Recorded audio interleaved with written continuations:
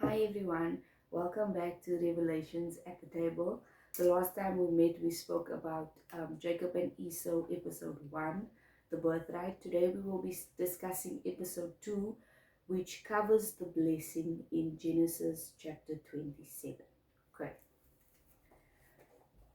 so Genesis chapter 27, I'm not going to read the whole of Genesis chapter 27, just the beginning because we are all well aware of what happens. If you do need to go and read up Genesis chapter 27, please do so. Okay, Isaac blesses Jacob. Now it came to pass when Isaac was old and his eyes were so dim that he could not see, that he called Esau his older son and said to him, My son. And he answered, Here I am. Then he said, Behold, now I am old. I do not know the day of my death. Now therefore please take your weapons, your quiver and your bow, and go out to the field and hunt game for me. Then I'm skipping all the way to verse 5. Now Rebekah was listening when Isaac spoke to Esau his son, and Esau went to the field to hunt game and to bring it. So Rebekah spoke to Jacob her son, saying, Indeed, I heard your father speak to Esau your brother, saying, Bring me game and make savory food for me, that I may eat it and bless you in the presence of the Lord before my death. First question. Why do you think God allowed deception to be part of the story of his chosen man?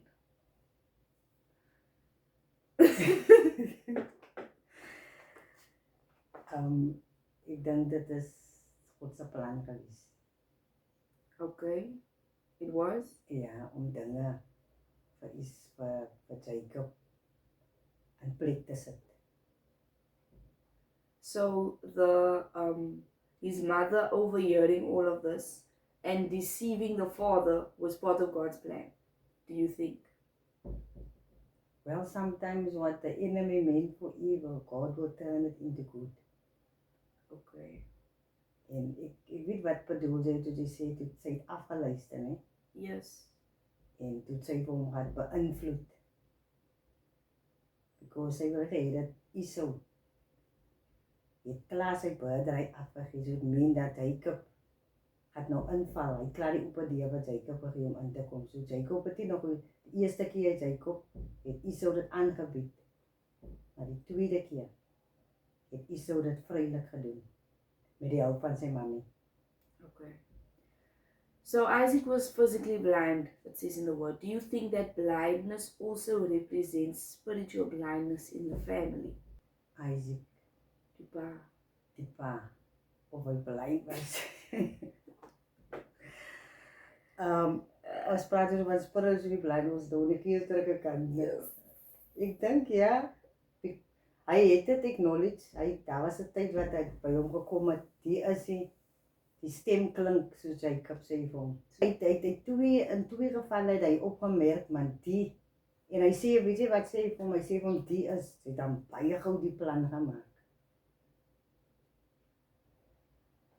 En soms wanneer dit aan jou bereik is, dan het jy jou tyd, het jou wys, het jou attitude en almal daai. En so kry die duiwel die manier om in te kom. Die door is reeds open, so ons vat van wat ons kan vat. Wat is Esau ook sy tyd geken het, man? What do you mean? Om 'n bietjie rond te kyk, soos die Bybel ons sê, jy moet waak en bid. So hy het net gebid, maar nie gewaak nie, maar jy moet twee dinge by toepas.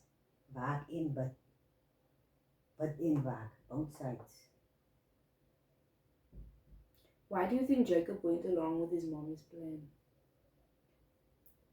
Because hy was ook, vir my was hy mos nou sy mammy se favorite. Yeah, according to the word. According to the word, yeah.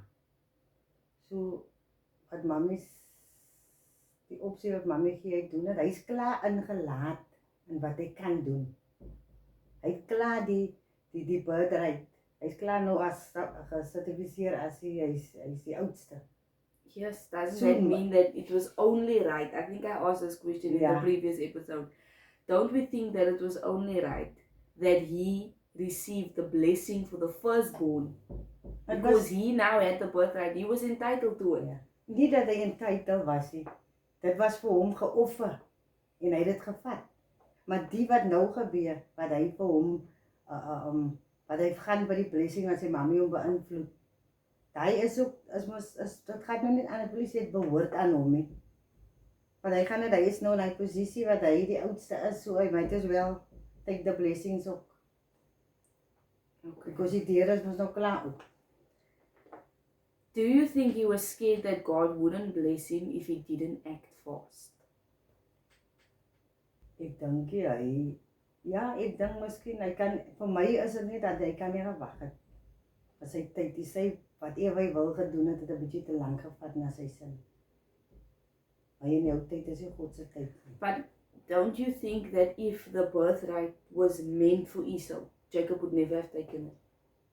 God would never have granted an opportunity where Jacob could have taken it, if it was meant for Esau.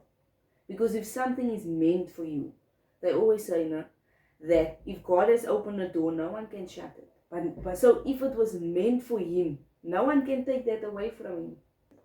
Maar hy het die opportunity gevat het hy sien daai persoon is swak.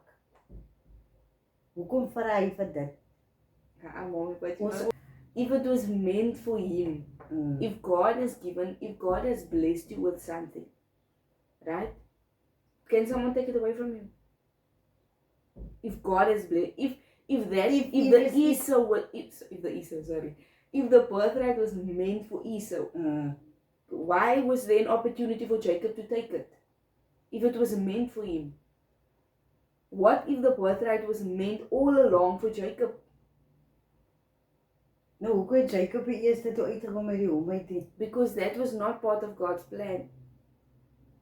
Maar kyk net hoe seer het hy vir hom gemaak. He did. Baie seer. En hy moet gehelp het vir sy lewe.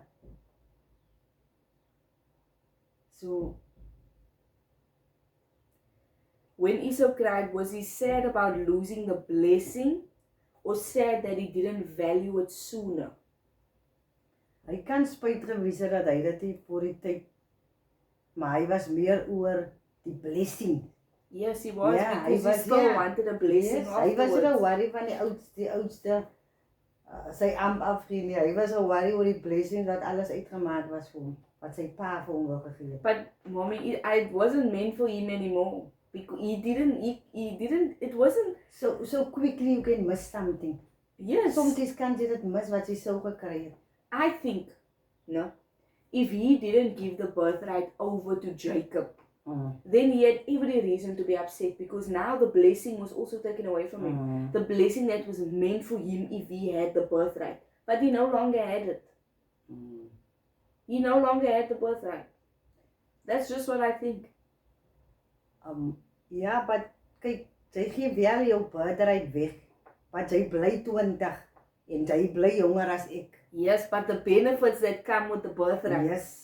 Maar jy kan nou altyd iets op Jacob aan sê, dis fyn man, vat my weer jou ouderdom, dit gaan nie weekie man. Maar dit pas soos jy sê aan, dat toe jy die birthright van hom vat, as hy geregtig om die blessings op te kry. That's it. Dankie.